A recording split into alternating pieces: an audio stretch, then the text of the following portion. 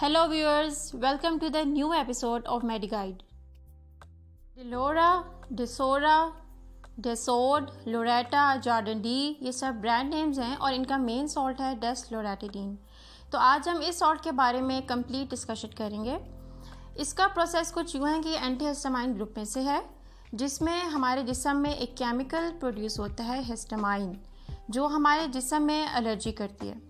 और इसके रिस्पॉन्स में हर किसी का जो बॉडी है वो डिफरेंट तरीके से रिस्पॉन्ड करता है। किसी को ख़ारिश होती है पूरे जिस्म में, किसी को छींकें आती हैं, किसी के आंखों से पानी बहता है, किसी का जो नज़ला ज़ुकाम है वो स्टार्ट हो जाता है। तो जो डेस्लोरेटिडीन है, इसका काम ये होता है कि ये जो हिस्टामाइन केमिकल है जो कि प्रॉब्लम कर रहा है हमारी बॉडी में, वो उसको ब्लॉक करती है, जिसकी वजह से जो हमें प्रॉब्लम्स हो रही होती हैं, नज़ला ज़ुकाम, छींकें, ख़ारिश, वो सब जो है ख़त्म हो जाती हैं। तो हमने इस सॉल्ट को, इस मेडिसिन को हमने अब तक जितने भी पेशेंट्स को इस्तेमाल करवाया है उनमें इसका ऑलमोस्ट हमें 100% रिज़ल्ट मिला है।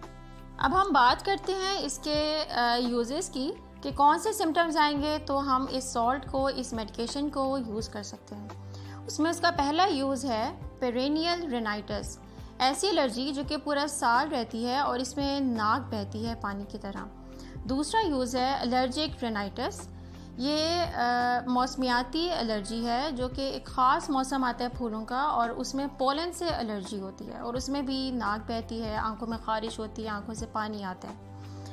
तीसरा इसका यूज़ है मेडिकेशन एलर्जी।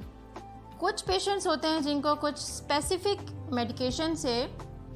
मेडिकेशन के यूज़ से एलर्जी हो जाती है और वो यही कि नज़ला ज़ुकाम स्टार्ट हो जाता है और आंखों से पानी आता है, जिसमें में ख़ारिश होती है, रैशेज़ हो जाते हैं। इसका चौथा यूज़ है अर्टिकेरिया। ये वो बीमारी है जिसमें आपके पूरे जिस्म में ख़ारिश होती है अनकंट्रोलेबल, जो आपसे बिल्कुल भी, एक तो आम ख़ारिश होती है ना वो, लेकिन इसमें अनकंट्रोलेबल ख़ारिश होती है जो आपसे बिल्कुल भी कंट्रोल नहीं होती है और मुसलसल आपका दिल करता है कि आप बस ख़ारिश करे जाओ। ये जो सॉल्ट है डेस्लोरेटिडीन, इसकी डोजेज फॉर्म्स दो ही हैं, मतलब सिरप फॉर्म में आता है और टैबलेट फॉर्म में आता है।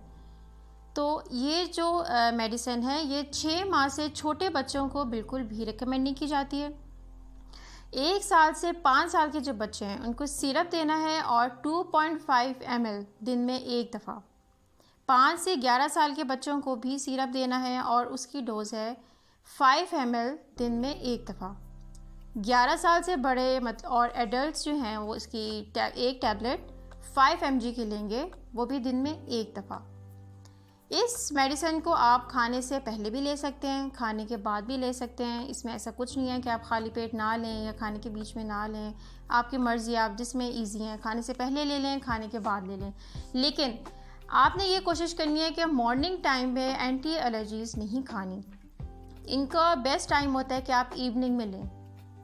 ऑल्दो कि ये मेडिकेशन, ये सॉल्ट बहुत सेफ़ है, बट स्टिल इसके कुछ एडवर्स इफ़ेक्ट्स हैं, जैसे कि हेडेक, सर का दर्द होना, फटीग, थकन सी रहना, पाल्पिटेशंस, दिल की धड़कन का तेज़ हो जाना, ड्राई माउथ, आपका मुंह खुश्क हो जाना, ब्लड विजन, आँखें, जो आपका विजन है वो ब्लर हो जाता है, अपसेट स्टमक, आपका स्टमक अपसेट हो जाता है, मतलब उसमें आपको डायरिया भी हो सकता है, आपको कॉन्स्टिपेशन भी हो सकता है, माइल्जिया, इसमें मसल पेन भी होती है।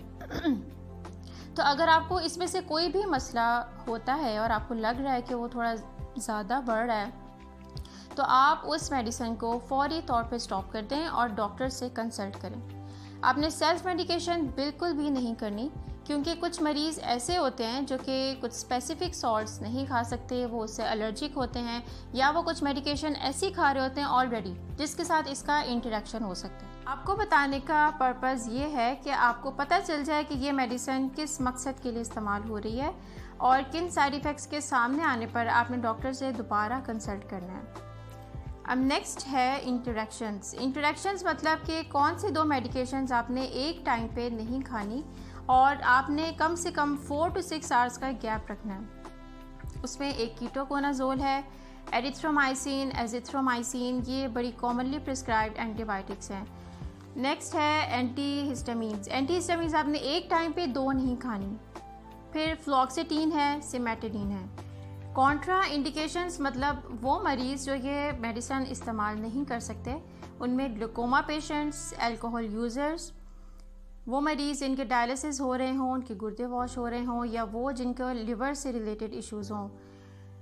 ब्रेस्ट फीडिंग वुमेन और प्रेग्नेंट वुमेन जो हैं वो ये मेडिसिन इस्तेमाल नहीं कर सकती। ये सॉल्ट नॉन सेडेटिंग है, मतलब इसको खाने से नींद नहीं आती, मगर फिर भी ड्राइव करने से पहले या कोई भी हैवी मशीनरी यूज़ करने से पहले या बाद में आप इसको खाने से अवॉइड करें ताकि किसी भी बड़े नुकसान से आप बच सकें। इस वीडियो को एंड करने से पहले मैं आपको ये एडवाइस करना चाहूँगी कि आप जब भी किसी डॉक्टर को विज़िट करें तो अपनी कंप्लीट हिस्ट्री को शेयर करें ताकि आप किसी साइड इफ़ेक्ट से बच सकें। हमारी फील्ड में अक्सर ये देखा गया है कि मरीज़ अपनी कंप्लीट हिस्ट्री को शेयर नहीं करते। वो ये नहीं बताते कि हमें ये प्रॉब्लम कितने दिनों से, कितने हफ्ते से है और इस दौरान में हम कितनी मेडिसिन यूज़ कर चुके हैं, हम क्या कुछ कर चुके हैं। तो काइंडली आप इस चीज़ को अवॉइड करें।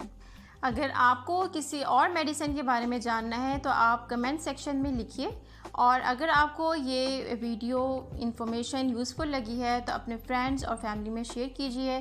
Thank you and see you soon.